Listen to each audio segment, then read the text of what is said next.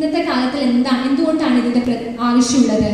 കാരണം ഫോൺ അല്ലേ, ഞാൻ ആദ്യമേ പറഞ്ഞു മൊബൈൽ റേഡിയേഷൻ, മൊബൈൽ ആ ബ്ലൂ ലൈറ്റ് ഇല്ലാതെ നമുക്ക് ഇരിക്കാനേ പറ്റില്ല. ഒരു സെക്കൻഡ് നമ്മൾ ഗ്യാപ്പ് ഉണ്ടെങ്കിൽ തന്നെ ഫോൺ നമ്മൾ നോക്കും അല്ലേ. ചിലപ്പം അതിന് ആവശ്യമുള്ള രീതിയിൽ ഉപയോഗിക്കുന്നവരായിരിക്കാം, ന്യൂസ് കാണുന്നവരായിരിക്കാം. ഓക്കെ, ഉറങ്ങാൻ പോകുമ്പോഴും ഒരു 15-20 മിനിറ്റ് അല്ലെങ്കിൽ അരമണിക്കൂർ 1 മണിക്കൂറൊക്കെ ഫോൺ നോക്കിയതിന് ശേഷമാണ് കിടക്കുന്നത് നമ്മളിൽ ഭൂരിഭാഗം പേരും. അപ്പൊ ആ ഒരു കാലഘട്ടത്തിൽ നമ്മളുടെ ഐനെ ഒന്ന് എനർജൈസ് ചെയ്യണം അല്ലേ. ഇത്രയും ഐ ഭയങ്കര സ്ട്രെയിൻ ആണ്. ഈ ഡിജിറ്റൽ ഈ IT ഫീൽഡിലൊക്കെ ഉള്ളവര് നിരന്തരമായിട്ട് 16-15 മണിക്കൂറൊക്കെയാണ് ഈ കമ്പ്യൂട്ടറിന്റെ മുമ്പിൽ ഇരിക്കുന്നത്.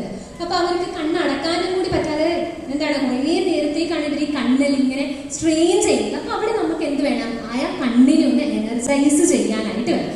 അതിനായിട്ടുള്ളതാണ് നമ്മളുടെ ഈ ഒരു product I energy eye drops എന്ന് പറഞ്ഞിട്ട് ഉള്ളത്. അപ്പൊ ഇത് എനർജൈസിങ്ങിനാണ്. അല്ലാതെ ഒരു കണ്ണൂര് വന്നിട്ടുണ്ടെങ്കിലോ ഒന്നും, അല്ലെങ്കിൽ കാറ്ററാക്ട് വന്നിട്ടുണ്ടെങ്കിലോ കാഴ്ചശക്തി പോയിട്ടുണ്ടെങ്കിലോ ഒക്കെ ഐ എനർജി ഉപയോഗിച്ചിട്ട് കാര്യമുണ്ടോ?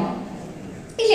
കാരണം ഈ ഐ കണ്ണിലുറ്റിക്കുന്നത് മൂക്കിലുറ്റിക്കുന്നതിന്റെ ഒക്കെ ഒരു പ്രത്യേകത എന്ന് വെച്ചിട്ടുണ്ടെങ്കിൽ വേഗം അതെന്താണ് കോണ്ടാക്ട്. ഇപ്പൊ നമ്മൾ കയ്യിൽ തന്നെ ഇപ്പം ആ ഐ എനർജി കയ്യിൽ തന്നെ ഇട്ടിട്ട് നമ്മൾ കണ്ണിലേക്ക് തേക്കുകയാണെങ്കിൽ കയ്യിലുള്ള ബാക്ടീരിയാസ് ഒക്കെ ഇവിടെ വരും, കണ്ണിലേക്ക് വരും. അപ്പൊ കോണ്ടാക്ട് സീറോ കോണ്ടാക്ട് ആയിരിക്കണം. അപ്പൊ വളരെ സൂക്ഷിച്ചിട്ടാണ് ഇത് നിർമ്മിച്ചിട്ടുള്ളത് പോലും. സീറോ കോണ്ടാക്ട് വഴിയാണ് ഇത് ഉണ്ടാക്കിയിട്ടുള്ളത്. കാരണം നമ്മൾ കണ്ണിൽ കൊടുക്കുന്ന ഒന്ന് അത് ഉണ്ടാക്കിയത് കാരണം ഒരുപാട് ബാക്ടീരിയാസ് ഒക്കെ ഉള്ള ഒരു സാധനം കണ്ണിലേക്ക് ഇട്ടിച്ചിട്ട് കാര്യമുണ്ടോ?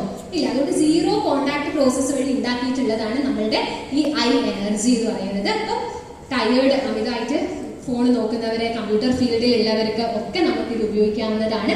ആ ഒരു ഇറിറ്റേഷൻ, ചെറിയ രീതിയിലുള്ള കണ്ണ് ചുമപ്പ്, പെട്ടെന്ന് ഉണ്ടാകുന്ന കണ്ണ് ചോച്ചിലൊക്കെ ഉണ്ടാവും, അതിനൊക്കെ നമുക്ക് ഉപയോഗിക്കാവുന്നതാണ്. അല്ലാതെ കൺജങ്ക്റ്റിവൈറ്റിസ് പോലുള്ള പ്രശ്നങ്ങൾക്കൊന്നും ഇത് ഉപയോഗിച്ചത് കൊണ്ട് കാര്യമില്ല.